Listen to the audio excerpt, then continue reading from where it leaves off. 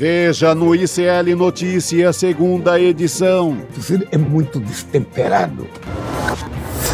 Escândalo nas nuvens. Alexandre de Moraes viajou ao menos 8 vezes em aviões de empresas de Vorcaro. Palanque garantido em Minas Gerais. Pacheco diz sim a Lula e se filia ao PSB de Alckmin. Climão na hora errada. Lula faz críticas a senadores no mesmo dia em que formaliza a indicação de Jorge Messias ao STF. Mas um senador com mandato de 8 anos, ele pensa que é Deus. Mente que nem sente. Trump diz que Irã busca cessar fogo, mas é desmentido pelo governo iraniano. O ICL Notícias, segunda edição, está no ar.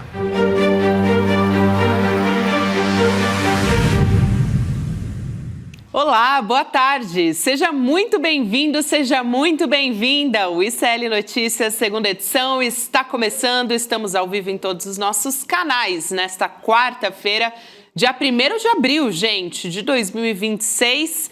Estamos ao vivaço nessa mesa, Chico Sá. Boa tarde para você nessa semana que é mais curta, pelo menos para alguns que não vão trabalhar no feriado. É, uma semana mais confortável, né? Tem a sexta-feira santa ali para dar uma descansada que todo mundo merece e precisa. E hoje só não pode mentir muito, né? É isso, a gente estava falando nos bastidores. É mentira que vai ser contada ou não pode fazer como o Trump, que todo dia ele joga uma para ver se os comandantes lá do Irã aceitam, né?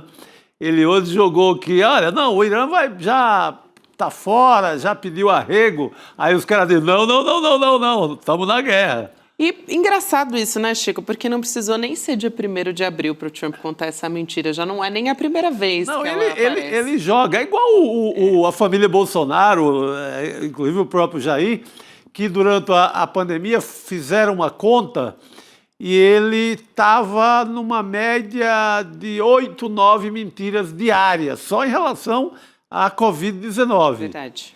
Não era em relação aos assuntos gerais. Era só erros de informação ou mentiras relativas à Covid. É verdade, Chico. E nessa época até motivou a criação daquele consórcio também da imprensa com os números da Covid. Aliás, eu participei nessa época, estava na reportagem, de fazer aquele trabalho de formiguinha, né, de pegar em todas as secretarias. Ah, você estava nessa trabalheira. Para fazer a contagem das vítimas. Um trabalho, enfim, que foi muito importante que os jornalistas fizeram na época, mas indo nessa contranarrativa das mentiras que o Bolsonaro estava contando. Foi um belo trabalho, né? Só tivemos aqueles números reais e corretos por conta do consórcio de mídia. Se não, porque o Ministério da Saúde do Bolsonaro, para eles não morria ninguém. Eles subnotificavam geral. E outra, tentavam converter diagnóstico de Covid em qualquer outra doença. Tudo virava outra doença, porque não interessava a eles conviver com aquele período que foi um verdadeiro genocídio, né? Exatamente, Chico. Foi, e é importante a gente sempre ter lembrança, ter memória sobre isso. Vira e mexe a gente traz aqui no ICL Notícias. Importantíssimo, como é importantíssimo lembrar. Tem gente que lembrou ontem, 31 de março, tem gente que lembrou hoje do golpe de 64. Exatamente. Tem uma vergonha, aliás, que rolou muito no futebol essa semana, que apenas o Corinthians e o Bahia fizeram alusão a essa memória nacional. Aí você teve recentemente a data semelhante na Argentina, todos os clubes da Série A, Série Z se manifestaram. Aqui, esse desprezo total com a memória. Aqui só Corinthians e Bahia, de 20 clubes da Série A. Orgulho do meu Corinthians. Fez bonito. Fez. Já o meu Santos Chico pisou na bola. Eu acho que essa fala é fundamental e vamos para o nosso noticiário também de hoje, Chico, porque Simbora. Já que estamos falando de fake news, de mentiras e o período eleitoral chegando, aliás, já está aí, já está posta essa campanha eleitoral, falamos da crítica que o presidente Lula fez a senadores hoje. O que aconteceu? Ele deu uma entrevista ao grupo Cidade de Comunicação do Ceará e o Lula falou da importância de eleger senadores para garantir o funcionamento do regime democrático, já que estamos falando de democracia, e falou que muito senador pensa que é Deus. Vamos entender essa fala? A gente vai assistir agora o que disse o presidente Lula e já volta a conversar. Vamos lá. O que é mais importante para a gente no Brasil hoje? Na minha opinião, o mais importante para o Brasil é a gente tentar manter o regime democrático funcionando, inclusive com as suas instituições, sabe? Então as eleições presidenciais passam a ter uma importância muito grande, as eleições para governador muito grande, mas as eleições para o Senado são muito importantes.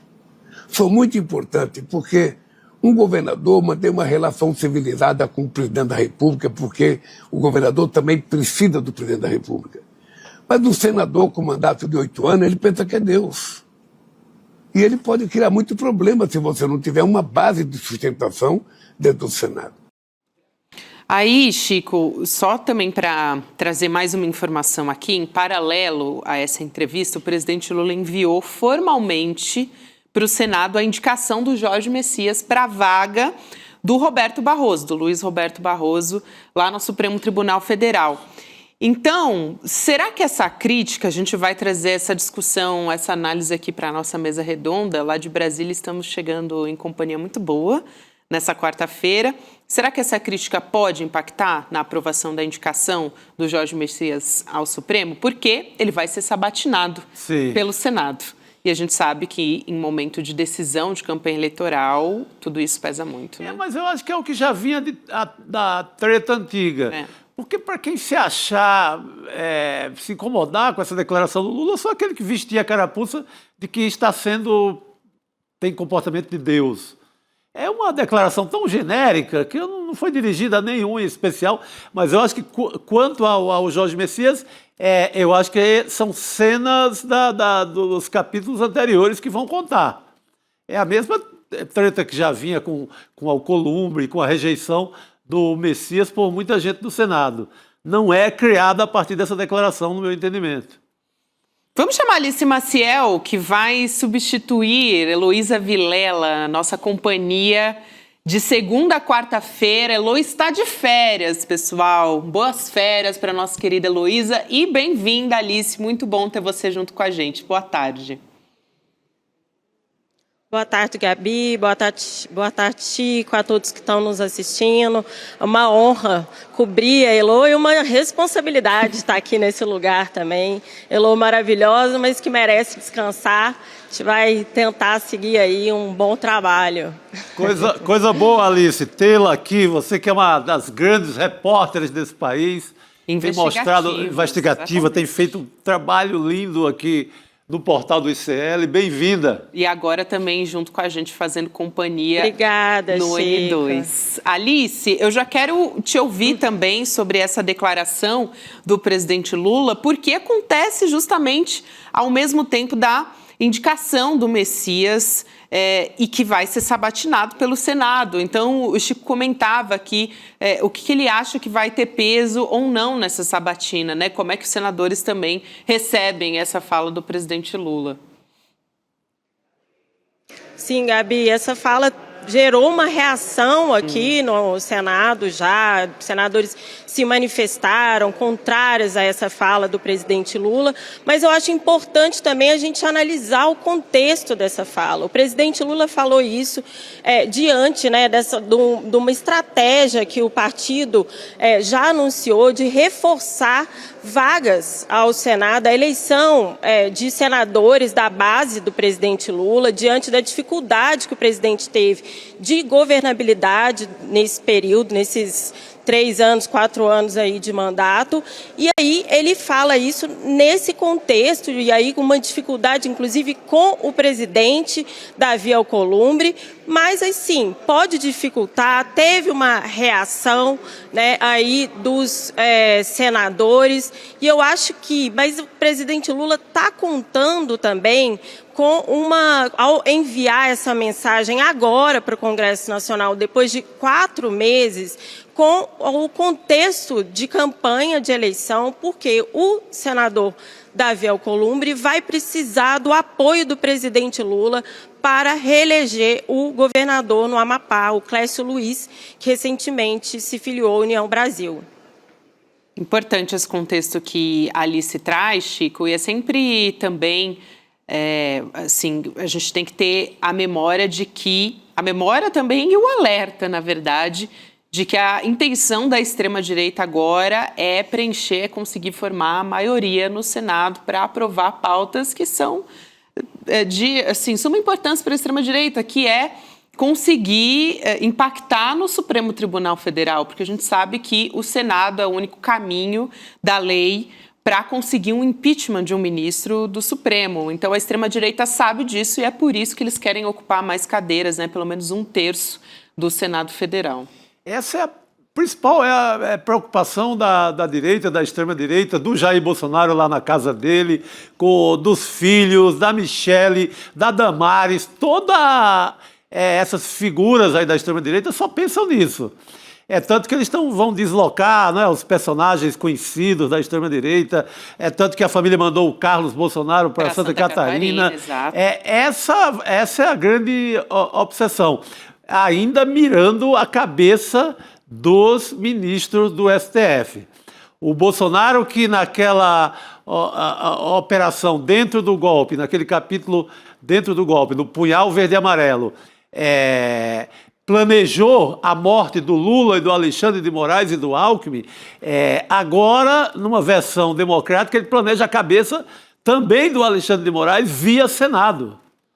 Ele quer dominar realmente o Supremo Tribunal Federal. Com o governo do filho ou não, tomara que não, ele ter um poder no Brasil, um poder paralelo de quem está com o Senado e que vai desmanchar quase que inteiramente o Supremo Tribunal Federal. Alice. Durante a entrevista, inclusive o presidente Lula, ele falou sobre a falta de apoio que ele tem no Senado, né, que atualmente ele tem só 9 de 81 senadores da base com ele, e reforçou a importância de eleger senadores do PT, né, Chico, em contraponto exatamente também a essa estratégia da extrema-direita, e não é à toa que, ao liberar aí os ministros que saíram ontem, né, para se candidatar, a maioria vai se candidatar ao Senado, os principais ministros estão indo para tentar a vaga no Senado. Então, também é uma estratégia do PT de contrapor. Com certeza. Deu tempo à esquerda entender que tem que combater essa estratégia deles, senão vai perder o Senado e fica realmente muito complicado. Eu queria até recomendar, juro que não estou puxando sardinha, mas já puxando, amanhã no Em Detalhes tem uma entrevista sobre essas movimentações do Senado, como é que está também a percepção da população a respeito da importância de eleger senadores, né, de, enfim, impedir que a extrema-direita ocupe o Senado, e quais são as intenções disso também com a Isabela Calil, que é uma especialista, né, ela é do Observatório da Extrema-Direita, então amanhã às 10h30 a gente vai falar sobre isso, vale a pena. E pelo que a gente está vendo de pesquisa, desse primeiro retrato, a esquerda está infinitamente melhor do que em 2022. Isso. Quando não levou muito a sério a parada, se descuidou, o bolsonarismo ainda era muito forte, tanto que você tem... São Paulo foi um desastre. Isso. A gente descobriu outro dia o nome de um senador aqui de São Paulo quase pelas páginas policiais. E sempre foi uma percepção, né, Chico e Alice também, das pessoas de, mas quem foi mesmo que se votou para o Congresso, deputado ou senador? Agora parece que talvez seja a primeira eleição de que essa percepção esteja mais consolidada, justamente porque existe esse alerta, essa preocupação de qual é a intenção da extrema-direita ocupando essas cadeiras no Senado. Mas, Alice, eu queria agora olhar um pouco para o Executivo Estadual, que também estamos de olho aqui, claro, em toda essa movimentação eleitoral. Tem o fim de uma novela que a gente já esperava, que é a do Rodrigo Pacheco, né? Ele vai deixar o PSD para disputar o governo de Minas pelo PSB e dar palanque ao presidente Lula no Estado. Então, o ex-presidente do Senado vai assinar a filiação ao partido. Daqui a pouquinho, num evento em Brasília, vai ter até a presença do vice-presidente Geraldo Alckmin, que é do PSB também, e do presidente nacional do partido, que é o João Campos. Até o fim da semana passada, existia essa expectativa porque o Pacheco ainda estava sendo cotado para ou retornar à saúde, Chico, ou retornar ao MDB, ou então migrar para o União Brasil. Mas agora acabou essa novela, está decidido, praticamente batido esse martelo, Alice. Sim, o governo de Minas, que era o plano já do presidente Lula há um tempo, né, desde quando ele escolhe o Messias para indicado ao Supremo Tribunal Federal, porque o Pacheco, vamos lembrar, que também era um dos cotados.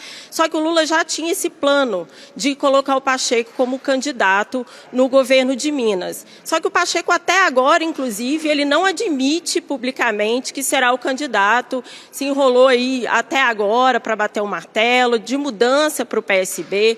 Eu fiquei sabendo aqui, eu ouvi de aliados do presidente Lula, que o presidente almoçou com o Pacheco recentemente, que teria sim fechado esse acordo, e hoje ele se filia aí já na beira dos últimos dias, né, para fazer essa mudança, se filia ao PSB, que é também o partido de Geraldo Alckmin, né? Totalmente. Chico, é um colégio eleitoral muito importante também. Minas costuma tem essa fama de decidir. Normalmente decide a eleição, né? É importante, no mínimo, não perder em Minas Gerais. Mas a esquerda tem tido vitórias, como teve com a Dilma, já teve com o Lula, então é foco total. Eu vejo Minas infinitamente mais equilibrada do que nas eleições passadas, do que em 2018 e 2022. E com nomes mais fortes. O Pacheco é um nome forte. O que tem de perigoso em Minas é aquela política do TikTok, ali o Nicolas, uma política que não é digamos assim, a grande política, a política que a gente está acostumado a ver na história de Minas Gerais.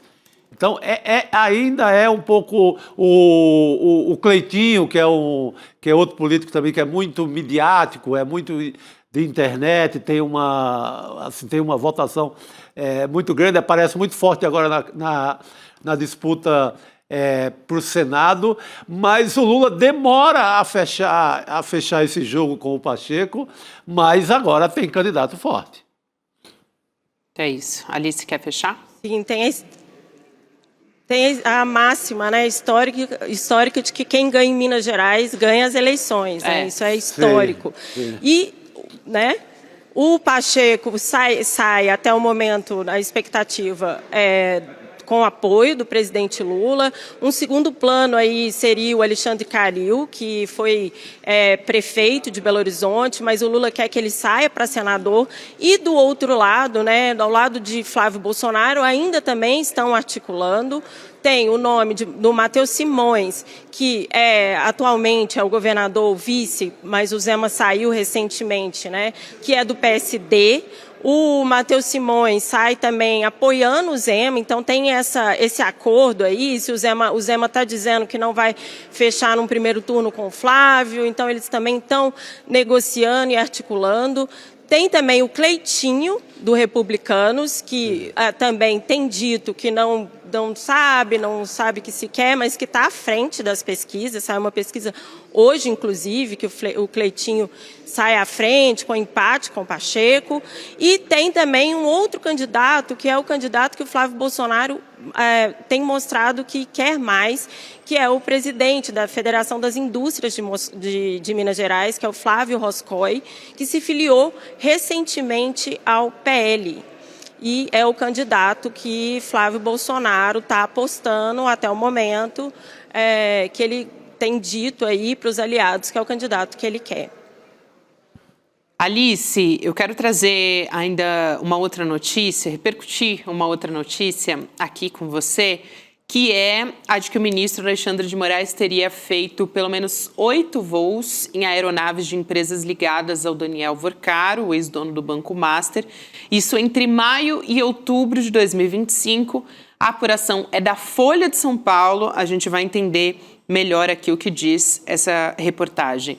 Em alguns desses voos, o ministro também estaria acompanhado da mulher, a Viviane Barsi de Moraes.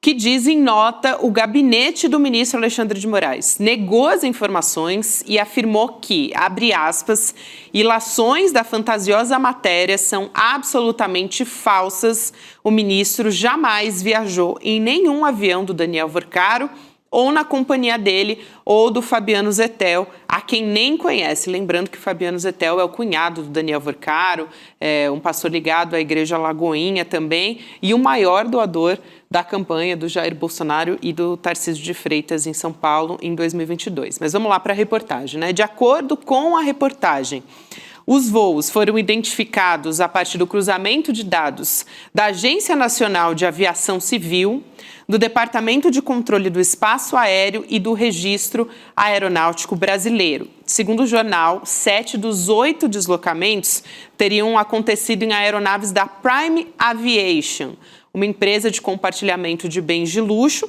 da qual Vorcaro era sócio, por meio de um fundo patrimonial. A única exceção foi um voo realizado em agosto de 2025, feito num avião Falcon 2000, pertencente a uma empresa sem autorização para operar como táxi aéreo. Entre os sócios da aeronave estaria justamente o pastor Fabiano Zettel, o cunhado do Vorcaro.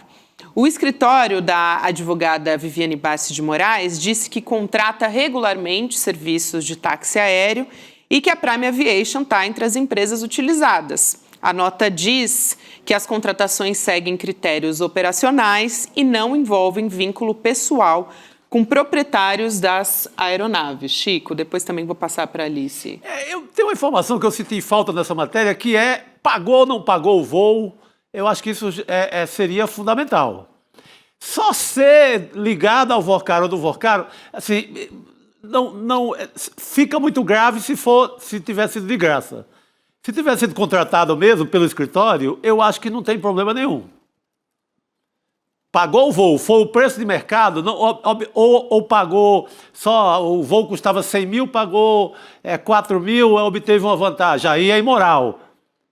Se não, eu não vejo muito problema. Eu vejo problema no contrato do escritório de advocacia, da mulher do Alexandre de Moraes, com um possível investigado, que seria o Vorcaro, depois no STF. Aí eu acho problemático. Mas esse voo, se foi de graça, se foi uma oferta do Vorcaro para obter vantagem, eu acho muito imoral. A matéria não traz isso. Não tem momento algum. Se tem falta... Tem na matéria, não, né? Eu li, nas versões que eu li várias versões, não tem. Vai lá, Alice. Não tem essa informação, Chico, mas eu acho que tem uma das aeronaves, um caso que é uma informação importante, de que é uma aeronave que não faz táxi aéreo, não é isso, Gabi? Você que está com a matéria aberta aí.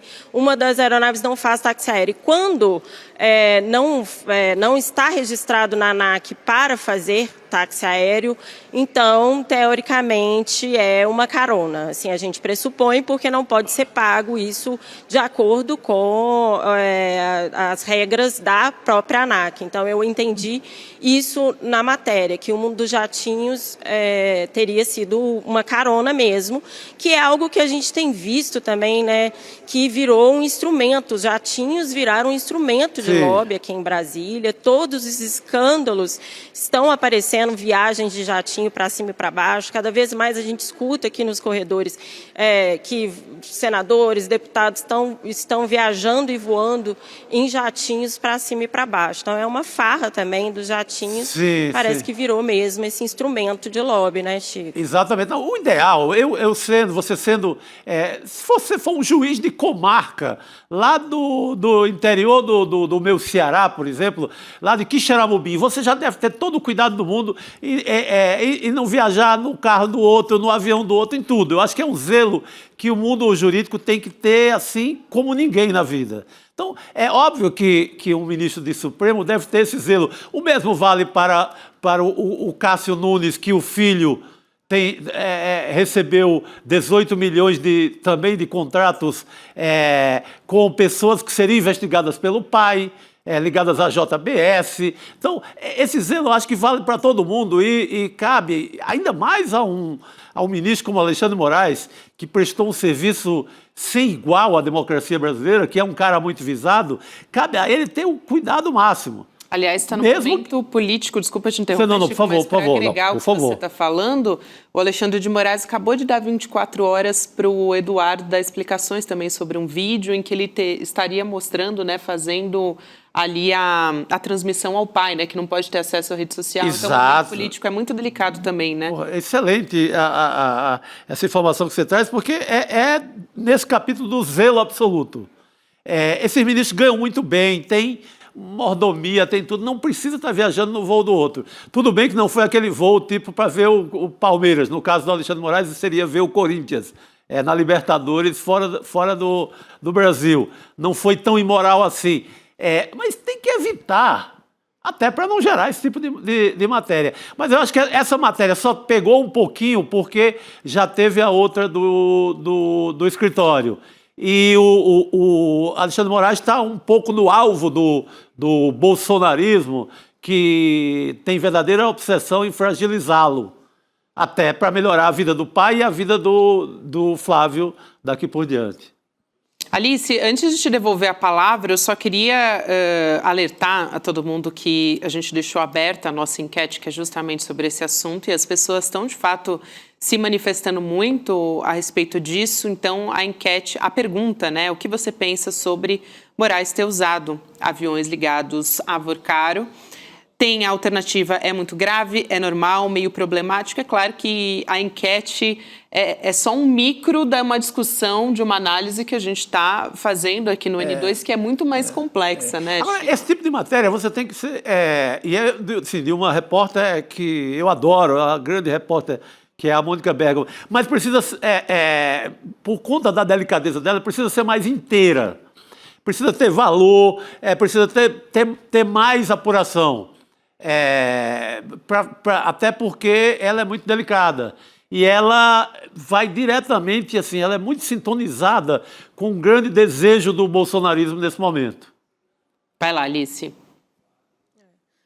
É muito importante esse código de ética que está sendo discutido no Supremo Tribunal Federal, inclusive para não deixar essas questões em aberto, né? Ontem o ministro Fachin falou do que está costurando dentro, junto aos colegas, esse código de ética, porque pelo menos, vou viajar de jatinho, de quem foi, que tenha transparência, ou uma palestra que eles dão também com muita frequência, eventos patrocinados por empresa, ao menos que isso a população saiba, tenha nomes. O que me chamou a atenção dessa reportagem dos jatinhos também foi o período dos voos, que foi de maio a outubro.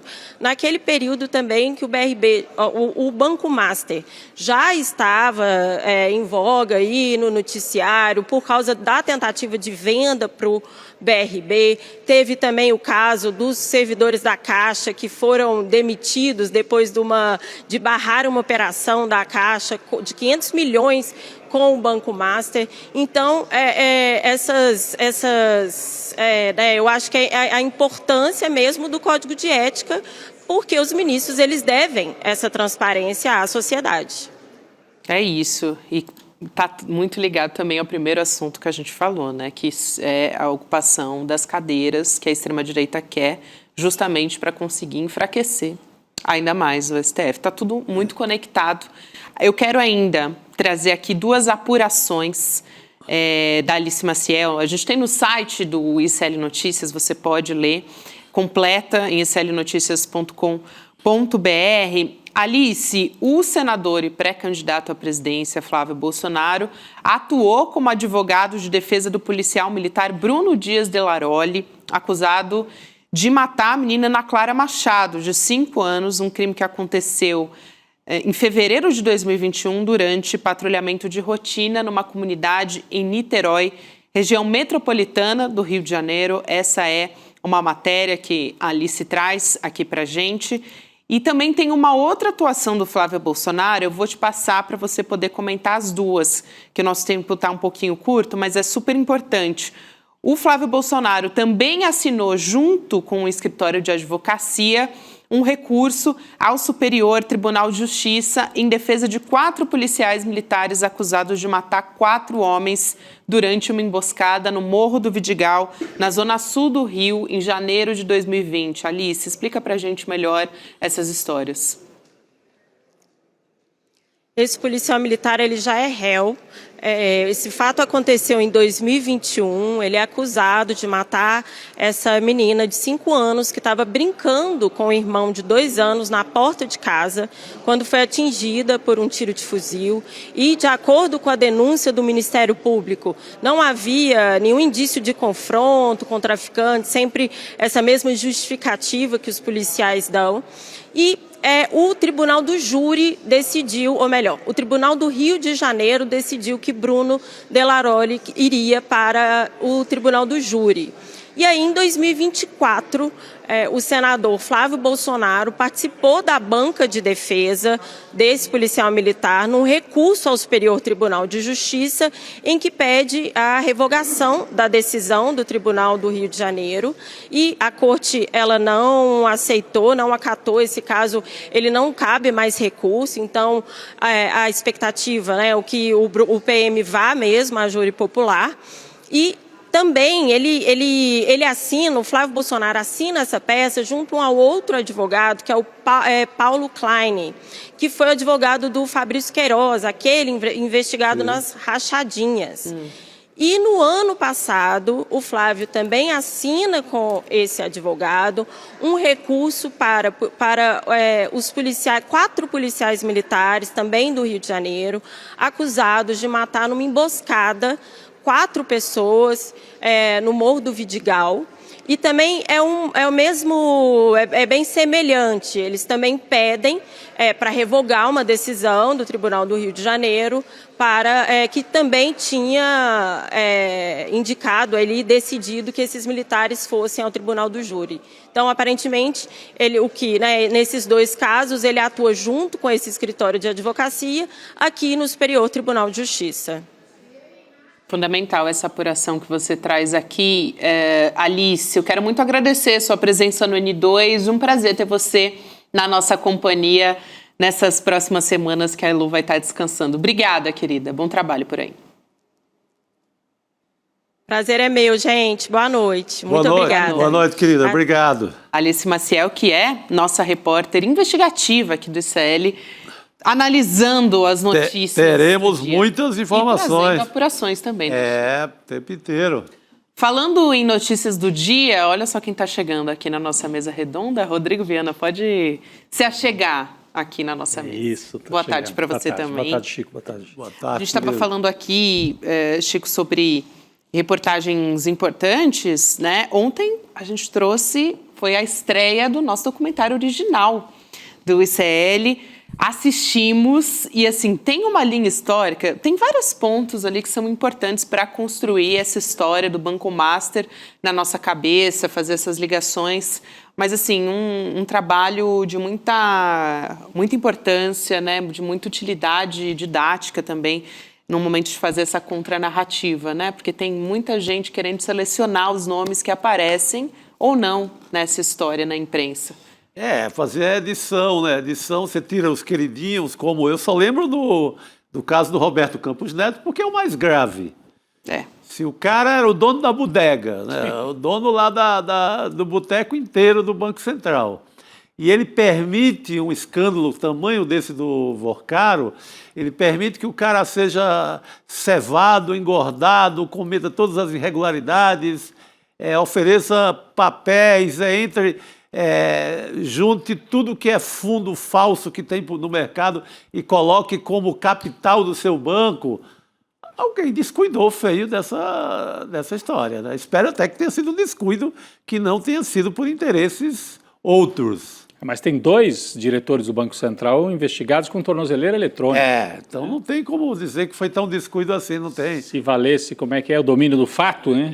Usaram para condenar outros da esquerda no passado. Domínio do fato, Campos Neto, presidente, 2 diretores dele, sob as barbas do Campos Neto, permitiram que o Master se criasse. Bom, o que está contado no documentário é principalmente como é que a pirâmide, né, do Banco Master se construiu a partir dos CDBs e depois do apoio político, das ramificações políticas que permitiram esse banco existir. Muito bom. O Rodrigo e Chico, avisar para todo mundo que o documentário está liberado para você que não conseguiu assistir. Vai lá em icl.com.br/master para poder assistir e também acompanhar o debate, que não teve só o Eduardo Moreira e a Débora Maganha, o José Cobori estava junto também, então a gente teve essa surpresa. Ou seja, o time foi de peso, convidado, né? Mais do que especial, hein?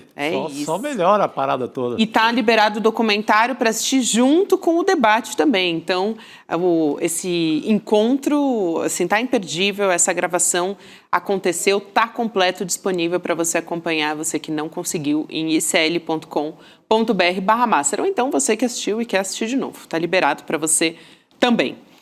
Vamos seguir, gente? Voltar a falar da entrevista do presidente Lula que ele fez hoje. A gente vai conversar com o Renato Meirelles a respeito desse e outros assuntos também, que é presidente do Instituto Locomotiva. Renato, boa noite. Prazer te receber aqui mais uma vez. Que delícia estar aqui com vocês de novo. É sempre um prazer estar no N2 aqui no ICL. Rodrigo, Gabi, Chico, prazerzaço. Prazerzaço também te receber. Nosso, meu caro. Renato, a gente trouxe aqui um trecho da fala do presidente Lula e tiveram vários aspectos aí nessa entrevista. Um outro que ele comentou e que vale a pena a gente ressaltar aqui também, sobre a alta nos preços dos combustíveis, afirmando que os cortes que foram feitos pelo governo federal, no caso, né, nem sempre chegam nas bombas por causa de gente mau caráter. Ele disse que as fiscalizações vão continuar sendo feitas e que alguém vai acabar preso, e também reforçou que quer chegar a um acordo e que vai chegar a um acordo com os governadores para a redução do ICMS nos combustíveis. Vamos assistir ao trecho dessa fala, a gente já volta a conversar. Vamos lá. Acontece que, como você tem gente mau caráter nesse país, tem gente que está mesmo recebendo por aumentar, está aumentando.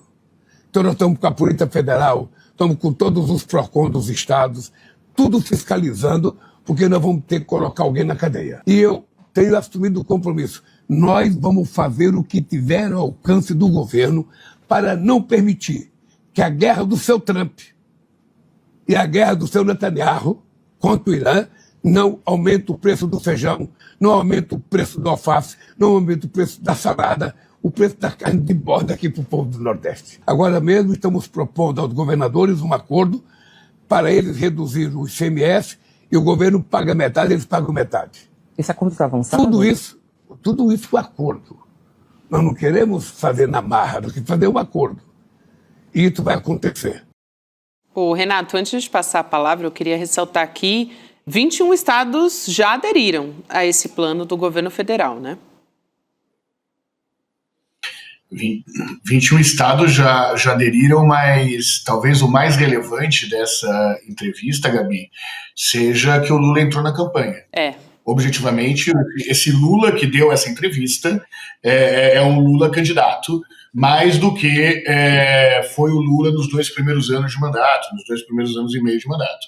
O Lula usou uma linguagem popular, o Lula conseguiu achar um inimigo, que é a máfia dos combustíveis, sinalizar que a culpa não é dele, é do Trump e do Netanyahu, e mostrar o que isso tem a ver com o dia a dia da população que paga boleto, que é o impacto no preço dos alimentos. Para mim, o mais relevante dessa entrevista não é a ação que o governo efetivamente está tomando para segurar os preços do combustível, por mais importante que ela seja, né? É que do ponto de vista do eleitorado, de um eleitorado que via o Lula morno, do eleitorado que viu um Lula afastado das decisões cotidianas, esse é o velho Lula, esse é o Lula que ganhou 3 eleições presidenciais e que entra na disputa do 4º mandato. Eu comentava exatamente esse ponto. Fala mais, Lula, né? Porque no programa anterior, no ICL Urgente, né, esse trecho em que ele diz a guerra do seu Trump, a guerra do seu Netanyahu, e ele fala o que você disse, né, Renato, numa linguagem que dialoga com o povo lá na ponta, não fica fazendo análise sociológica, porque o imperialismo, isso, aquilo, tá, é direto, né, é em algo que bate no bolso das pessoas. Pode até depois elaborar melhor e falar, tá vendo isso aí que bate no seu bolso? Isso tem a ver com as decisões tomadas no mundo, tem a ver com um sistema de poder no mundo, mas, em primeiro momento, fazer o diálogo direto com a população, né, Chico? Acho que tem outra frase forte também, que não é possível que vai ser preciso levar alguém para a cadeia para parar, para essa máfia parar de aumentar o preço. Falou direto com a Polícia Federal e o povo, assim, com linguagem simples, então, coisa que não tinha até agora. Não tinha. A gente até cobrava, Tava muito, né? o PROCON vai atrás, daqui a 24, 72 horas... O CAD vai pensar em entrar... Não dá, né? É porque tem que ter as duas coisas, né? Você tem que administrar com medidas racionais, e isso está sendo feito, o Lula até destaca, estamos tentando fazer por acordo com os governadores. O governo federal paga um pedaço dessa conta e os estados pagam a outra metade, né? Reduzindo, inclusive, o ICMS, né, Renato? Porque, num primeiro momento, o governo federal baixou os impostos do óleo diesel, os impostos federais, claro, né? Agora falta o ICMS, que é um imposto estadual. O que o governo federal fez foi, ok, o ICMS pesa muito para os governos, então o governo federal banca um pedaço do que vocês tirarem, metade, topam, por acordo. Isso é a parte da racionalidade, tem que ser feito, porque senão não está administrando, está só fazendo discurso. Mas a outra parte é comunicar. Uma sem a outra não funciona. Lógico. Se ficar só na administração burocrática, acho que isso que o Renato chamava a atenção. E ele entende muito disso, né? Dessa comunicação com os setores populares aí do Brasil, né? Fazia tempo que eu não via o Lula, primeiro, conseguir desarmar uma bomba, né? Vamos lembrar que no começo do governo ele reagia às bombas. Ele reagia muito bem algumas vezes, como foi o caso lá no início do Trump, do tarifaço do Trump. Mas ele também se mostra como um conciliador que procura, de alguma forma, unir o país. Eu acho que tem um fato que pouca gente está atento, que nós teremos, pela primeira vez desde 89, uma eleição sem uma candidatura de centro relevante e o Lula sendo a única candidatura de esquerda ou a única candidatura de esquerda relevante nesse processo. O que isso significa na prática? Que nós teremos um presidente que terá que, primeiro, não cair em cascas de banana, e a gente sabe o impacto que greves do caminhoneiro sempre tiveram na história do Brasil, mas também de dialogar como uma pessoa que constrói consensos, dialogando, inclusive, com governadores de forma institucional. E deixando claro que, se por acaso essa greve de caminhoneiros chegar, não será por culpa do governo. Essa sagacidade política que o presidente demonstrou nessa entrevista, se tivesse sido feita desde o início do governo, talvez os índices de popularidade estivessem um pouco melhor. Daqui a pouco a gente vai até mostrar o Lula falando sobre o Ciro Gomes. É outro momento em que ele, sem atacar de maneira muito assim forte o Ciro Gomes, faz uma crítica que todo mundo entende, né, sobre o Ciro Gomes. Mas acho que isso é um capítulo um pouquinho mais para frente. Antes, eu acho que vale a pena, até porque os assuntos, assim, dá para casar os assuntos, a gente vai trazer uma pesquisa da Atlas Intel, em parceria com o Estadão, que foi divulgada hoje, mostrando que o Flávio Bolsonaro e o presidente Lula aparecem tecnicamente empatados em São Paulo, tá, gente? No primeiro turno, mas isso é um desempenho, o Renato vai poder falar pra gente muito melhor isso, mas é um desempenho mais competitivo do presidente Lula do que o que foi registrado nas eleições de 2022. Então, esse dado indica redução da vantagem da extrema-direita no maior colégio eleitoral do país. Vamos ver aqui na tela. Então, isso pode mudar bastante o cenário agora das eleições de 2026. Então, você está vendo aí na tela, acompanha junto comigo, nesse cenário de primeiro turno, o Flávio Bolsonaro soma 43,4% das intenções de voto, logo na sequência vem o presidente Lula com 42,5%, tem essa diferença aí de 0,9 ponto percentual que está dentro da margem de erro, né? Então, empate técnico. O restante dos candidatos aparece aí com uma baixa densidade eleitoral. Isso é o estado inteiro. Dentro do estado de São Paulo. Excelente para o Lula, hein? E tem uma polarização ali mais concentrada, então os outros candidatos não aparecem, né, com uma relevância. Tem uma proximidade numérica, então, ganhando relevância, comparando com o resultado da última eleição presidencial. Acho que isso é o mais importante, né? Até porque, só para trazer mais um dado, Renato, em 2022, o Jair Bolsonaro venceu o presidente Lula em São Paulo por cerca de 10 pontos percentuais nos votos válidos. Isso no segundo turno. Exato. No segundo turno de 22 foi 55-45, arredondando. Aí esse cenário que a gente mostrou na tela é primeiro turno, mas se pegar segundo turno na pesquisa de hoje, também tem uma vantagem menor para o bolsonarismo do que houve em 2022, né? Que foi uma vantagem que hoje está em 5 pontos. O Flávio Bolsonaro com 49%, 44% de Lula no segundo turno. Mas bom. Ainda assim é um intervalo... um intervalo menor. E chama a atenção se a gente juntar isso, e aí vou passar para o Renato, Chico, mas semana passada saiu uma pesquisa para governador que até surpreendeu algumas pessoas. O Haddad, que dizia que nem queria ser candidato, mas no final aceitou, mais próximo do Tarcísio do que muita gente supunha, né? Claro que é difícil, o Tarcísio tem o interior com ele, mas Haddad ganhando na capital e com uma distância não tão grande para o Tarcísio. Somado a esse dado aí presidencial, significa que São Paulo não é tão inexpugnável assim, ou a direita ainda é favorita em São Paulo? O que o Renato pode dizer para a gente? Renato? O Renato acho que travou. Nossa, e ele parecia que estava prestando atenção. Que estava preparando para... Estava preparando para responder. A gente já vai retomar com... O que essa pesquisa falou, né, da Tarcísio e Haddad, é que o que se imaginava imbatível não é. Aí no caso para governador, né? O Tarcísio é dado pela imprensa de São Paulo e pelos especialistas de São Paulo como imbatível. Ninguém bate Tarcísio aqui. É tanto que ele era um candidato cotado para o jogo presidencial. Vem essa pesquisa e mostra o quê? Não é tão imbatível assim. Foi um dado, eu achei surpreendente. Sim. Eu achei que o Haddad ia ficar lá com 20 e poucos pontos e tal. Com o histórico do PT, o PT sempre tem 20 e poucos por cento garantidos. No começo, né? No começo do jogo. Aquilo mostrou que o Tarcísio não é o candidato imbatível que falavam. E pode ser que haja, né, somando com esse dado de hoje, né, Gabi, que você acabou de trazer, Flávio e Lula praticamente empatados num primeiro turno e num segundo turno com uma diferença pequena, será que há um cansaço? Será que o governo Tarcísio acaba puxando o Flávio para baixo em São Paulo? É uma possibilidade. Pedágio, as pessoas estão muito irritadas com pedágio. Muito. Então, que história é essa de dizer, não, eu sou a favor do liberalismo e cobra um pedágio que você nem sabe de onde está vindo a cobrança? Tem pedágio até em estrada, ali em pista de motocross no interior. É pedágio em tudo. E um pedágio que você nem vê. Como é que chama esse flow?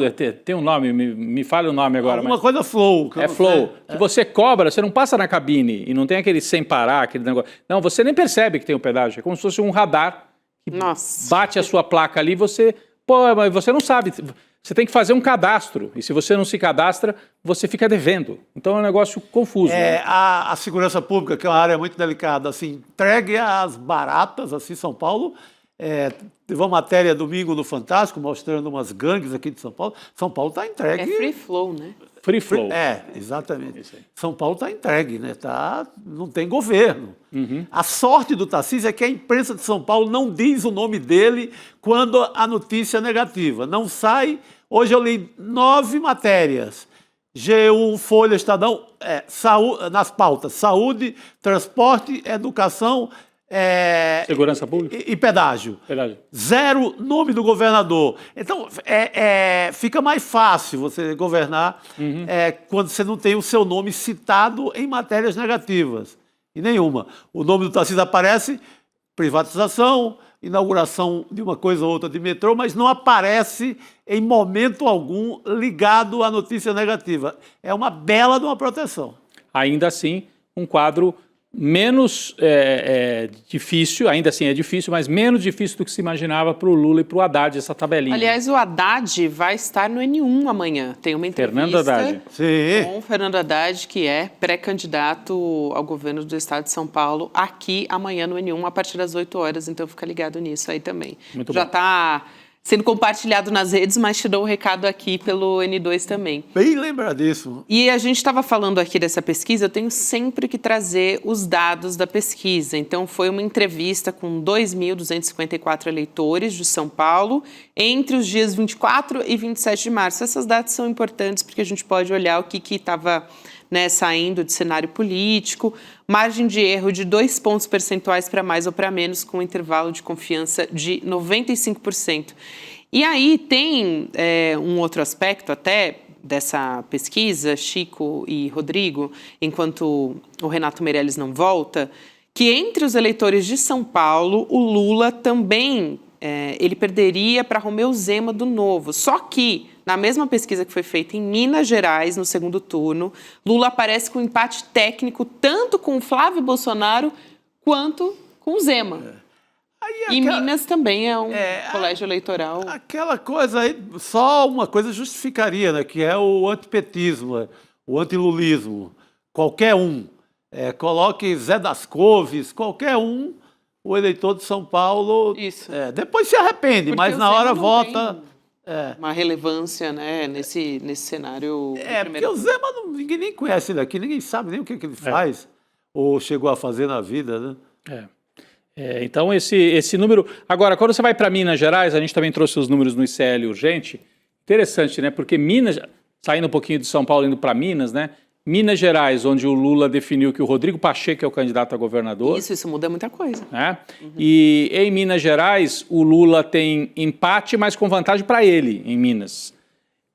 Que é muito parecido com o que aconteceu em 2022, né? O Lula ganhou do Bolsonaro por uma margem pequena, mas ganhou. E agora o que aparece é o Lula ganhando de novo, até um pouquinho mais do que foi a vitória em 2022. Então, quando você pega São Paulo e Minas, você tem os cenários, assim, congelados ou talvez até um pouquinho melhores para o Lula, né? Chama atenção isso, porque apesar do Flávio estar forte, tem empate na eleição nacional, etc, etc, mas o jogo está só começando, né? E nesses dois importantes colégios eleitorais, está longe de estar assim, o Flávio está atropelando, está ganhando. Não.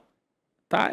Equilíbrio em São Paulo e Minas. E aí vai decidir, né, pelo tamanho da vitória do Lula no Nordeste, pelo tamanho da vitória do Flávio Bolsonaro no Centro-Oeste e no Sul. Isso aí é que esse equilíbrio todo de forças é que vai dar a vitória final, por uma diferença que deve ser pequena no geral, né, Gabi? É isso. Eu queria seguir aqui, agora há pouco você falou sobre essa entrevista do presidente Lula, que fala sobre o Ciro Gomes, né? Sim. Ele foi perguntado, na verdade, sobre a relação dele com o Ciro Gomes, ele, enfim, estava dando uma entrevista no Ceará, né? E o presidente Lula disse que respeita muito ele, que prefere guardar os bons momentos que teve, mas ele não deixou de fazer uma crítica. A gente vai assistir o trecho dessa fala também e a gente volta a conversar. Vamos lá assistir. Ele é um pouco destemperado, ele às vezes fala para pensar, ele não pensa para falar. Sabe? Às vezes ele arruma confusão, não tem que arrumar confusão. Mas paciência, é da formação dele, é do DNA dele. Sabe? Ele troca muito de partido, ou seja, ele desde que eu conheço o Ciro Gomes, ele já trocou de partido, acho que foi 10 vezes, ou seja, e eu estou no meu partido desde que criei, ou seja, desde fevereiro de 80 eu estou no mesmo partido, perco ou ganho, eu estou ali, porque eu acredito numa coisa e acredito no partido político. Eu não sou melhor do que o partido. 10 pessoas conseguem pensar melhor do que uma e fazer melhor do que uma. Então o partido para mim é minha referência. O Ciro acha que a referência é ele. O Ciro é muito destemperado. Ou seja, sabe aquela pessoa que acha que pode falar tudo, que pode ofender todo mundo, que pode ser o melhor do mundo, que pode... Sabe? Aquela pessoa que não tem nada que você fale que ele já não saiba. Ele é assim. E isso na política não dá resultado. Não tem nada que você fale que o Ciro já não saiba. Ele está conversando com você, mas ele já sabe de tudo, né? É, especialista em tudo e muito mais. Deu um belo diagnóstico psicológico do Ciro, né? Que inclusive agora, que é pré-campanha ainda, ele já chegou a mãe de um eleitor lá. Já? Porque não teve repercussão nacional, porque a eleição ali no embate cearense, né? Mas já xingou a mãe de um eleitor lá que briga com ele na rua. Diz que nem compensou, de fato, a nem campanha. começou, já sobrou para a mãe do rapaz lá. Porque do jeito do diagnóstico psicológico dele, né? Ele é aquela coisa mais enérgica. Eu acho que o Ciro está na frente nas pesquisas, mas tem uma grande dificuldade que é máquina partidária. Falta a máquina dessa Falta. vez. O PL não tem uma grande força. O PL tem até grandes nomes. Esses nomes meio de internet. Ele André Fernandes. Ele tem essas figuras, mas não tem o Ciro de prefeitos relevantes. Eu creio que só o de Juazeiro do Norte, que está meio lá, meio cá, de cidade grande. Então, estrutura partidária, ele vai sentir isso quando a campanha começar de verdade. Sim. A campanha não começou, ele conta muito com o recall do nome dele, candidato a presidente, candidato a tudo, né? Aí ele aparece na frente do Eumano, atual governador. Freitas, atual governador. E estão testando o nome do Camilo, porque tem uma boataria que, na hora H, se o Eumano não aguentar a onda... Vai o Camilo. Vai o Camilo para o enfrentamento, porque aí é jogo pesado. Mas eu creio que o próprio Eumano dá para enfrentar o Ciro Gomes com vantagem por conta disso que o Lula falou, partido. Partido, prefeitura, deputado. O Ciro parte de dentro da própria família com a família rachada. O irmão dele acho que vai apoiar o outro lado, né, Gabi? Ele já tem metade da casa contra ele. Então, você já parte com desvantagem em matéria de aliança. Aliás, o Ciro Gomes, segundo a Atlas Intel, ele está liderando a disputa, né, contra o atual governador. Só para colocar aqui na tela e chamar de volta o Renato Meirelles, que está conosco. Mas, Renato, que bom que você voltou aqui. Puxaram o fio da sua internet, mas você está resistindo junto com a gente. Vou colocar na tela já para te passar a palavra. A gente falava sobre essa crítica do presidente Lula na entrevista ao Ciro Gomes. Ele vai concorrer, né? Ele está recém-filiado ao PSDB agora, está liderando a disputa contra o Eumano de Freitas do PT, que é o atual governador. Então, você está vendo aí na sua tela as porcentagens. O Ciro Gomes com 46,2% e o Eumano de Freitas do PT com 42,6%. No segundo turno, o Ciro amplia essa vantagem, provavelmente porque se transfere ali, né, os votos do primeiro Girão. turno, do Eduardo Girão do Novo. Então, o Ciro Gomes aparece com 50,1% no segundo turno e o Eumano de Freitas com 42,9%. Para te passar a palavra já com as informações completas. Bom, primeiro, desculpa a todo mundo que nos acompanha aí pela falha na internet, estou entrando aqui do celular. Mas vamos lá.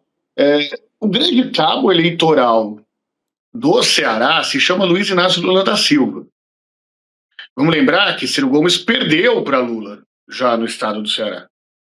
O que nós estamos vendo aqui é que nós temos candidaturas da situação não tão bem posicionadas, seja o governador Eumano, mas mesmo a possibilidade da entrada do ministro Camilo na disputa do governo do estado. Mas a questão é, será que Ciro conseguirá manter esta liderança quando o Lula entrar na campanha?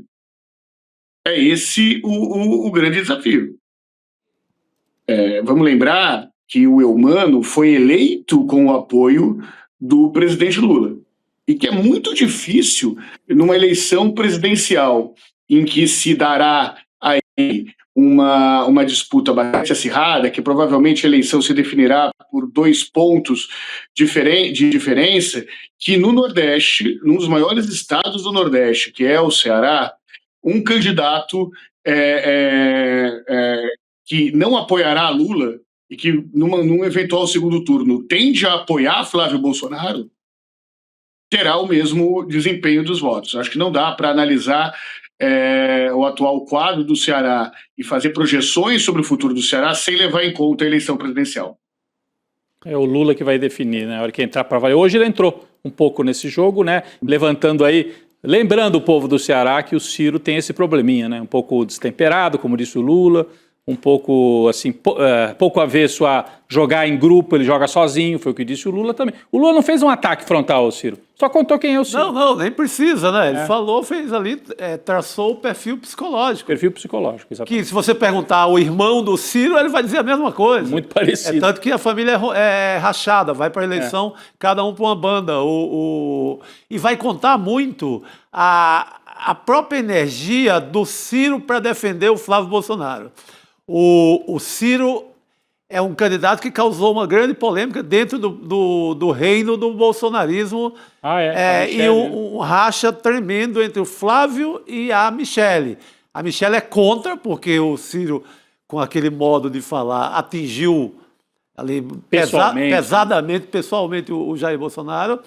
O Flávio foi a favor da candidatura junto, mas eu não sei qual vai ser, tem fugido. Eu tenho visto as entrevistas de rádio, ele fala, estamos fechando, é uma aliança, ninguém sabe. Na hora que ele for cobrado a falar do bolsonarismo, for cobrado a dizer, você achava isso mesmo, que o Jair Bolsonaro era ladrão, porque o Ciro Gomes chamava o Jair Bolsonaro de ladrãozinho, ladrão de gasolina. Nessa expressão que eu estou dizendo, sem tirar nem pôr. Então, isso vai mexer muito com a eleição. Qual a disposição do Ciro em ser advogado da família Bolsonaro no Ceará? O fígado do Ciro é quem fala em primeiro lugar, né? E ser posto como candidato do bolsonarismo no Ceará. Vai ser a hora que ele vai ser posto como isso. É isso. Isso é uma loucura, né? Agora, tem a possibilidade do Camilo, né? Ser o candidato do PT no Ceará também. Já foi testado. Tá no banco de reserva para caso de... Se nota que pode ser um desastre, eu acho que veste a camisa de titular e corre lá. Mas acho que o Renato citou aí, a diferença não é tão grande assim, né? Se entra o Camilo no lugar do Eumano, melhora 2, 3 pontos, não é uma coisa estrondosa. É o Lula. É o Lula que vai pesar, acho que ele matou a charada. É isso aí. Renato, muito obrigada, bom ter você aqui com a gente, apesar dos percalços da internet, você voltou, isso que importa. Obrigada, meu querido. Obrigado. Um beijo enorme, até a próxima. Valeu, meu querido. Um prazer ter você aqui junto com a gente. E seguimos aqui, a gente vai para os nossos assuntos internacionais também. Aliás, não está faltando... A gente estava falando, Rodrigo, no comecinho do programa, que o Trump não precisa muito do dia 1º de abril, né, para contar mentira quando diz respeito a essa história com o Irã. Hoje o Donald Trump afirmou que o, abre aspas, presidente, fecha aspas, do Irã pediu um cessar-fogo para os Estados Unidos. Foi uma declaração que ele fez nas redes sociais. A gente vai ler aqui o que ele disse, mas só para deixar claro, né, que não tem presidente novo. O que tem é um novo líder supremo. Ele jogou ali, vai ver alguém, né? Alguém lá do terceiro escalão do Irã diz, é isso mesmo, vamos nessa. Ele estava se referindo ao filho do Khamenei, né? Guaidó, né? Aparece um Guaidó, né? Khamenei. Aparece um Guaidó iraniano aí, eu me autoproclamo e vou negociar com o Trump. Ele estava justamente falando do Mojtaba Khamenei, exatamente. Do Khamenei. E aí ele fala o seguinte, o novo presidente do regime iraniano, enfim, não sei nem se dá para dizer que é um desconhecimento, né? Porque acho que é intencional. Muito menos radicalizado e bem mais inteligente que seus antecessores, acaba de pedir um cessar-fogo aos Estados Unidos da América. Só consideraremos a questão quando o Estreito de Hormuz estiver aberto, livre e desimpedido. Até lá, vamos bombardear o Irã até a sua destruição ou, como se costuma dizer, de volta à Idade da Pedra. E aí, gente, logo depois desse post, vai mais uma vez um porta-voz do Ministério das Relações Exteriores do Irã e diz... Declaração é falsa, gente. É falsa, meu Deus. Não tem fundamento nenhum. O Trump, ele mexe com o mercado imobiliário, né? Ele me lembra aquele corretor de imóveis, picareta, porque tem os sérios, que você se interessa por um imóvel e ele tá lá mostrando e fala, peraí, atende o telefone e finge que tá falando com o outro interessado no imóvel. Não, tem um outro aqui querendo comprar, não sei. Então o Trump é isso, né? Tá fingindo, é uma picaretagem. Ele faz isso todo dia, Gabi. Faz declaração de picaretagem. E aí vem o Irã e fala, não tem essa negociação. É a terceira vez ou quarta que ele faz isso. É impressionante, não precisa nem ser dia 1º de abril, né, que nem a gente falou. Mas esse porta-voz do Irã, ele disse que a guerra vai continuar, né, até que o agressor... Aliás, desculpa, gente, ele afirmou que a guerra vai continuar até que o agressor seja punido e uma indenização seja paga para o Irã. A Guarda Revolucionária Iraniana, que controla o Estreito de Hormuz, diz que vai manter a passagem fechada para os inimigos, então não tem nenhuma negociação nesse sentido também. Era aquela frase que o professor Trevisan sempre falava que antes da guerra, né? Está chegando, mas ele dizia quem tem a chave do cofre é o Irã, e a chave é o Estreito de Hormuz, né? Continua sendo, né? Professor Leonardo Trevisan, já está aqui a posto para conversar com a gente? Está! Professor Trevisan, boa noite. Olá, Gabriela, olá, Chico, olá, Rodrigo, olá a todos nós, todo mundo aí que nos escuta. Boa tarde a todos. Eu estou mais uma vez cobrando aquele ponto que é antigo nosso aqui, né? Peça qualquer coisa para um bom corretor de imóveis, né? Rodrigo, e ele era um bom corretor de imóveis, né? Embora todo mundo atribui que ele é muito estratégico, valemos sempre todos lembrar que ele faliu 4 vezes. Verdade. Trump, como empresário, faliu 4 vezes, inclusive de um dos negócios que é absolutamente inédito alguém falir. Ele faliu com cassino. Né? Quebrou. Então, exato. Né? Então, eu acho que ele não é muito tão perfeito assim em estratégia. Mas, de alguma forma, a gente tem que continuar na tua fala, viu, Gabriela? Não há dúvida nenhuma. Você pode pedir o que você quiser para o Trump, menos coerência. Isso não dá. Né? Coerência esquece, porque é imprevisível. Daqui a 2 horas pode falar outra coisa e tudo pode acontecer. Ele está sinalizando para a base de apoio dele, né? Enfim, querendo sair como vitorioso. Parece que é mais para dentro do que para fora. Ele queria mostrar pelo menos que está fazendo um esforço para a guerra terminar. Da minha parte já teria feito um acordo. E se não tiver acordo, nós passamos por cima deles e tal. Né? Porque ele não pode dar a impressão de que é uma guerra permanente, que ele está preparado para uma guerra de muitos meses. Só que se o Irã resolver não sair da guerra, como é que ele sai dessa, né? Esse é o problema. Ele entrou numa fria. O mais interessante, né, é que ele está propondo que ele vai sair daqui a 2 ou 3 semanas. Ele falou isso. Vamos ver se agora às 10 horas da noite ele confirma. Né? Mas ele diz, porque tem um discurso importante hoje às 10 da noite, né, que ele vai fazer. Então é possível que ele desminta ele mesmo, não é incomum. Mas, de algum modo, quando você olha para isso, né, a possibilidade de você fizer uma saída unilateral na guerra, né, é comum a quem perdeu a guerra. Né. Amigos, está ficando cada vez mais claro aquela observação daquele artigo do Gideon Rachman, que é um analista do Financial Times, de quinta-feira. Né. O artigo diz basicamente o seguinte: o Irã, quando a guerra terminar, seja do jeito que ela terminar, ele está um estado mais forte e mais centralizado. Atenção a isso. Isso tem endereço certo. Isso vale para os dois. Isso vale para Estados Unidos, mas vale principalmente para Israel. Vocês devem estar observando, né, que Israel está procurando a sua guerra favorável, a sua guerra que é possível vencer porque o inimigo é muito frágil, o Líbano. Né? Porque, e aí, hoje, as notícias no mundo são todas elas dizendo a mesma coisa, né, que o Israel está marcando mais de 40 quilômetros na fronteira do rio Litani para ocupar como território seu e dinamitando, explodindo todas as casas das milhares, não se tem certeza, mas são mais de 600 mil pessoas que saíram dali, que terra deles há décadas, há séculos, né? E saíram dali porque Israel mandou sair porque ia ter guerra. Né? Israel não só bombardeou, extinguiu as pontes entre o norte e o sul do Líbano, que é sobre o rio Litani, mas principalmente explodiu as casas. Amigos, isso é um alvo claro e muito definido. Netanyahu quer chegar na eleição de outubro dizendo que garantiu para os colonos israelenses do norte segurança, e principalmente para a sua turma, para o seu grupo, que são os mais ultra-ortodoxos, expansão dos colonos israelenses. Ao arrepio de tudo. Aquilo ali, pelas regras, pela resolução da ONU, é um território libanês que deveria estar sob controle dos capacetes azuis da ONU. Claro que não está, Israel entrou e tudo mais aconteceu. Agora, para Trump, talvez ele tenha que engolir a primeira parte disso. Né? O Irã sai da guerra fortalecido e principalmente mais unido. Esse ponto é fundamental. Professor.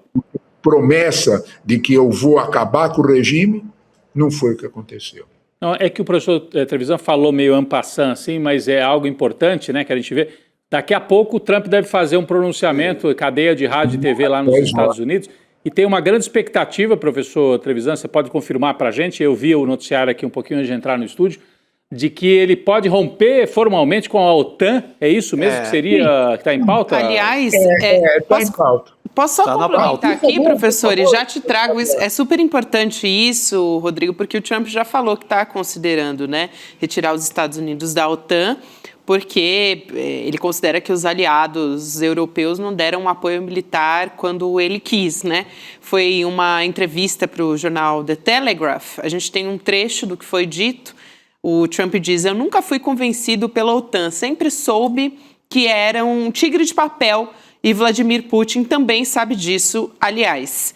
E o Trump também disse que ficou irritado com a recusa desses países em enviar os navios de guerra para ajudar a reabrir aquela força-tarefa, né, para reabrir o Estreito de Hormuz, e que eles tiveram resistência em permitir que os Estados Unidos usem as bases militares europeias para lançar ataques contra o Irã. Então, ele fala disso toda hora também, né? Ficou realmente... Não, e a hora que ele cita o Putin aqui, né, Chico e professor Trevisan, Gabi, ele diz assim, a Europa é um tigre de papel, o Putin também sabe disso. É como se eles estivessem entregando assim de bandeja a Europa para o Putin, né? Dizer, europeus, ó, o Putin sabe que vocês são fracos e que se vocês não estiverem comigo, a Rússia vai tomar conta disso aqui. É mais ou menos o discurso dele. E isso foi numa entrevista, né? A Gabi citou. Só que agora à noite, Chico, tem essa previsão de que ele pode fazer um pronunciamento oficializando um rompimento com a OTAN, que seria mais um passo de acabar com a construção toda que foi feita desde a Segunda Guerra e tudo, né? Além da ONU, implodir a ONU. Não, ele quer tirar o cartaz dos astronautas que estão subindo para a reconquista da Lua, logo num dia tão importante para a NASA, viu, professor? Ele quer que a entrevista dele seja mais... encubra esse fato, mas deve sair por essa linha. Deve ser. O professor Trevisan pode trazer mais detalhes para a gente, né? Primeiro de tudo, né, a Gabi tocou no assunto, né, que é a recusa dos países europeus de ajuda com suas bases aéreas. Gabi, tem um significado enorme isso. A França, do presidente Macron, centro-direita, proibiu os voos sobre o território francês para levar armas a Israel. Estão proibidos. Ontem, as bases americanas na Sicília, Gabi, isso tem um peso histórico enorme, né? A Sicília foi por onde começou a entrada dos Estados Unidos no território europeu para a Segunda Guerra Mundial. A Sicília tem toda uma carga histórica, são bases militares de décadas, de século na Sicília, né? A Sicília proibiu o pouso dos aviões militares americanos que iam para o Irã. Isso foi um sinal assim muito forte. A Sicília é um governo de direita, né? Desculpe, a Itália é um governo de direita, né? Giorgia Meloni, bem complicado, mas não é aquela direita europeia, né? A Europa está, de alguma forma, marcando posição. Quando os Estados Unidos dizem que eles vão largar a OTAN, eu faço uma pergunta humilde, bem quietinha. O Trump já avisou isso para as empresas americanas e para o mercado financeiro americano? Ele já fez esse aviso? Porque se ele não fez esse aviso, vai acontecer o que aconteceu com o Brasil. Quando os empresários brasileiros bateram na porta dos empresários americanos e os atualizaram sobre a intenção de Trump, a Casa Branca recebeu pressão enorme. E não foi só por causa de carne. Não foi só por causa de café. Então, quando nós olhamos para isso, a pergunta é, o Trump está falando, mas ele ouviu o mercado? Porque, amigos, o que nós temos hoje, sinceramente, sobre esse recuo do Trump, primeiro é mexer com bolsa, como aconteceu, né? Todas as bolsas europeias subiram hoje, o petróleo caiu a $100, 98 e alguma coisa. Isso tudo não vai mudar o preço da gasolina nos Estados Unidos. Rodrigo, em 28 de fevereiro, eu fui buscar informação. o chamado preço médio, que é um preço médio dos 50 estados americanos no preço da gasolina, era R$ 2,99 o galão. O preço médio de sexta-feira foi 4,1 centavo o galão. Olha a diferença. De 3 para 4, isso é 30%. E o céu é o limite. Várias think tank, como é que eu traduzo isso? Institutos de análise específicos de petróleo, né? Fizeram análises já pontuais, marcando data. Se a guerra durar de 4 a mais 6 semanas, amigos, por favor, confiram. Dão um Google lá, eu passo o nome dos think tank. O petróleo vai a $200. Já imaginou a quanto vai o galão? Como é que vai chegar no eleitor? Eu estou falando do eleitor que a wage dele, né, não está bem. Eu lembro sempre a mesma coisa que nós já conversamos aqui. O Financial Times publicou, é questão de uns 15 dias atrás, uma matéria sobre a indústria de fast food, sem nominar, ele só falou da indústria de fast food, perdendo o mercado brutalmente nos fins de semana. Em outras palavras, o salário não chega para comprar o sanduíche do fim de semana. Atenção! Então, é o bolso, né, Rodrigo? Vai fazer o que você quiser. É o bolso, querido. É isso. E o movimento MAGA está indo à frente contra o Trump porque está olhando para o bolso. Porque ele não quer ficar, depois, quando a crise se estabelecer, que ele, movimento MAGA, apoiava Trump quando a miséria chegar. Que vai ter que subir juro. A inflação vai subir. Então, desculpa, não sou eu ou vocês falando, isso é uma sequência concreta de avisos. Exato. Então, eu temo, né, que o Trump está fazendo esse recuo, que é para faturar mais algum no mercado financeiro, no mercado acionário, isso não há dúvida, todo mundo sabe. Mas, fora isso, né, ele está sentindo, como nós dizemos aqui, Rodrigo, o cutuco, né, que o mercado dá nele. Olha, presta atenção, meu caro, né, está ficando desse jeito. Nós vamos ver, porque no final da semana, nós vamos ter uma medida exata de quanto estão os juros dos treasuries americanos. Aí vai dar para sentir. Que é os títulos de 10 anos. Que é o X da história. E aí é grana pesada. Mas não é grana pesada de qualquer um, não. Não é de milhãozinho, não. É grana perto de tri. Que o cara mexe, né? E aí, para esses não tem medo algum de Trump nem de ninguém. Então, portanto, eu temo que o Trump já está, mais ou menos, preparando o território de saída, porque se a gente viu o think tank, o pessoal do mercado também viu, e eu desconfio que o Scott Bessent, que de bobo não tem nada, que é o secretário do Tesouro, também viu o que é que pode acontecer com a economia americana. E o professor já tem chamado a atenção para o Scott Bessent em outras oportunidades também, professor. Muito importante essa observação que você traz aqui. Exatamente. Ele mais de uma bobo vez. Não tem nada, nadinha. Exatamente. Nadinha. Ele sabe exatamente onde é que a porca torce o rabo. E, portanto, ele vai ficar bem cauteloso quanto os porque ele tem investimento em treasury. Claro. Falar, né? Ele tem. Então, ele vai ficar bem claro se o meu treasury está valendo ou perdeu valor, né? Porque se precisa subir o juro, o treasury é o contrário.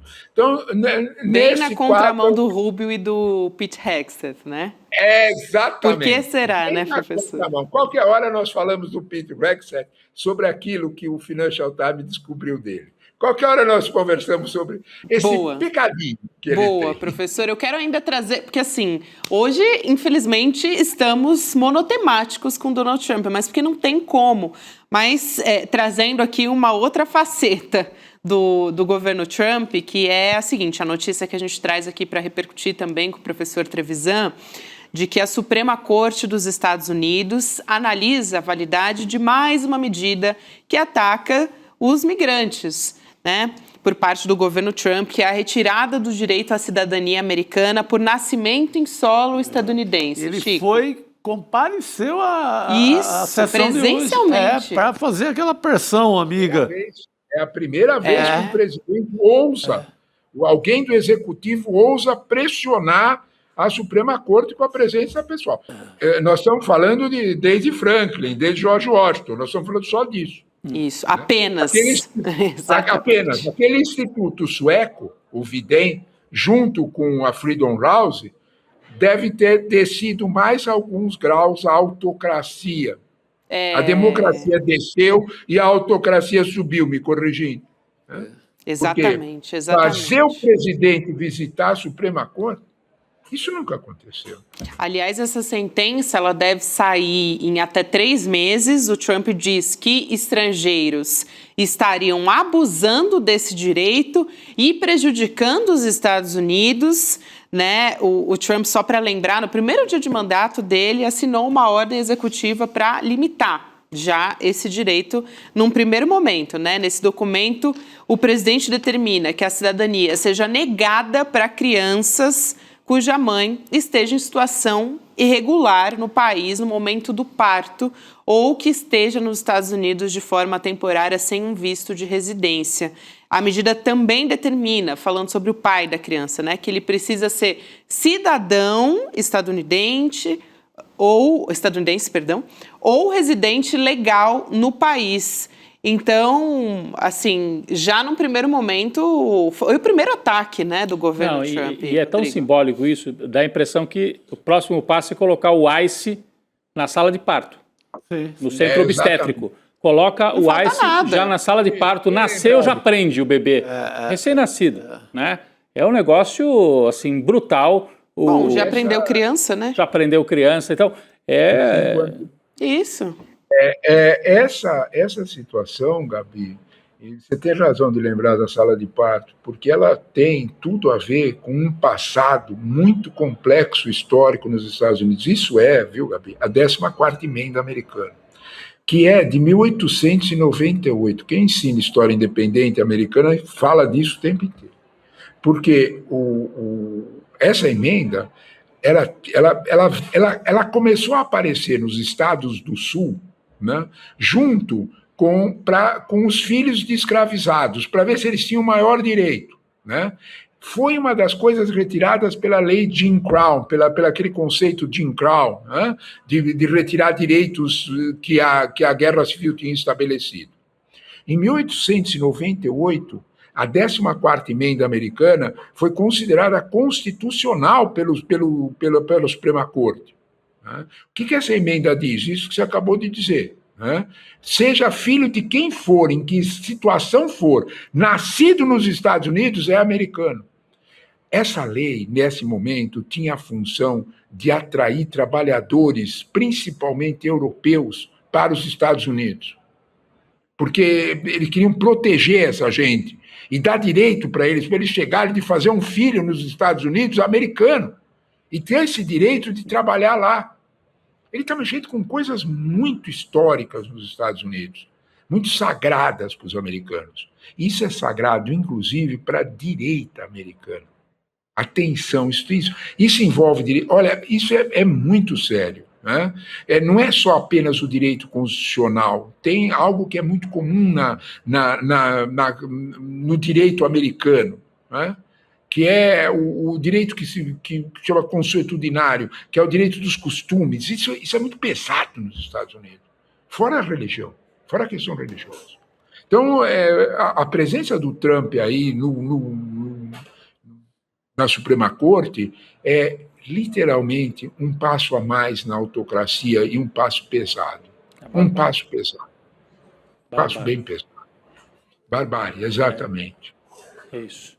Eu traçaria um paralelo, a gente tem pouco tempo aqui, já estamos encerrando, mas aquelas imagens que eu vi de ontem também, de revirar o estômago, ou de anteontem, em Israel, né, aprovando a lei para pena de morte só para a Palestina. É a primeira lei, acho que desde a Segunda Guerra Mundial, ou em muito tempo, que um país aprova, um país considerado assim democrático, mas já não é mais também Israel, em que você tem pena de morte só para uma etnia. Qual o nome disso? É mais do que apartheid já, porque agora já tá demonstração pública ali, né? Comemorando. Comemorando, tomando champanhe e fazendo comemoração em Israel com o símbolo, com a forca. Dizendo assim, aprovamos pena de morte para os palestinos e vamos enforcar os palestinos e estamos debochando e rindo.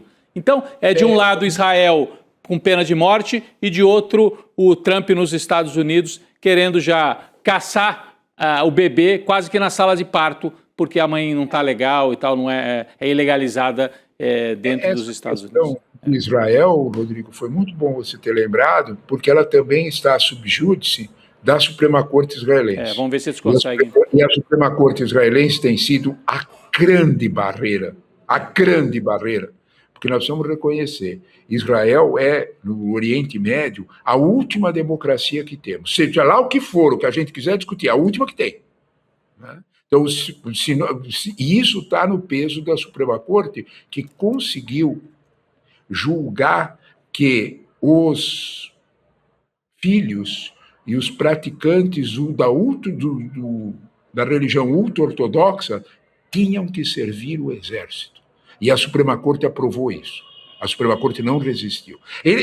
Enrolaram, o Netanyahu continua enrolando, mas a Suprema Corte aprovou. Provavelmente, a Suprema Corte em Israel, vamos ver, mas a Suprema Corte em Israel vai fazer um freio nisso.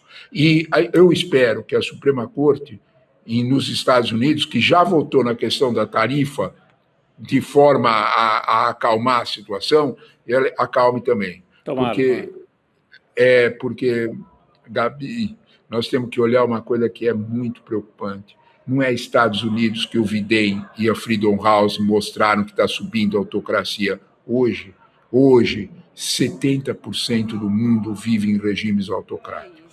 Isso é assustador. Muito assustador, professor. Há 30 anos atrás era o contrário, era só 30%.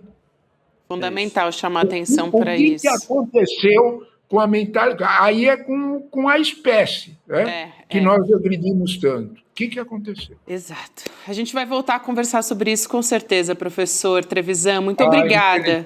Obrigado, Trevisan. Obrigada, professor Valeu, Trevisan, professor. sempre com a gente aqui no N2. E eu quero... Hoje é dia de provocação histórica, hein, gente? Quarta-feira. Então, a gente traz uma reprise hoje com uma historiadora, Janaína Telles. Ditadura Nunca Mais. Aliás, é um momento oportuno, né? Porque a gente teve o lançamento do livro nesse final de semana, né, Chico? E o 31 de março, né? O Camilo Vanucci é o 31 de março. Ela é uma estudiosa há muito tempo, além de a família dela, da Janaína, ter sido vítima do Ustra. Ela, o irmão, a mãe e o pai torturados pelo Ustra, e ela se tornou historiadora. Eu fui colega dela na graduação em História. Fundamental. O nome da história. Aqui quero agradecer ao nosso chat que votou e comentou, enfim, junto com a gente. O resultado da enquete que a gente sempre traz, o que você pensa sobre Moraes ter usado aviões ligados a Vorcaro, é muito grave, 45%, é normal 17%, meio problemático, 37% meio problemático, abre para discussão. A gente fez muito essa discussão aqui. Quem acompanhou hoje o ICL, comentou muito junto com a gente, foi a Alzira Furtado, a Ruth Fernandes, Maurício Gomes, Francisco Moura, Ana Flávia, Heloísa Reis. Muito obrigada a todos que estiveram com a gente. Vamos de provocação histórica. Amanhã estaremos de volta. Um abraço. Valeu, pessoal. Boa noite. Fala, turma. A gente exibiu agora, terça-feira, dia 31, o documentário que explica como foi dado esse golpe do Banco Master. De uma maneira que nunca ninguém tinha explicado. Fácil de entender, mas ao mesmo tempo importante para as pessoas poderem exercer o papel crítico delas, cobrando quem tem que ser cobrado. E nunca mais caírem num golpe assim. Se você não assistiu, eu recomendo. Assista. Todos os dias, as principais notícias do Brasil e do mundo direto no seu WhatsApp, com informação de qualidade e sem fake news. Escaneie agora o QR Code e entre para o canal do ICL Notícias. Informação que importa onde você estiver.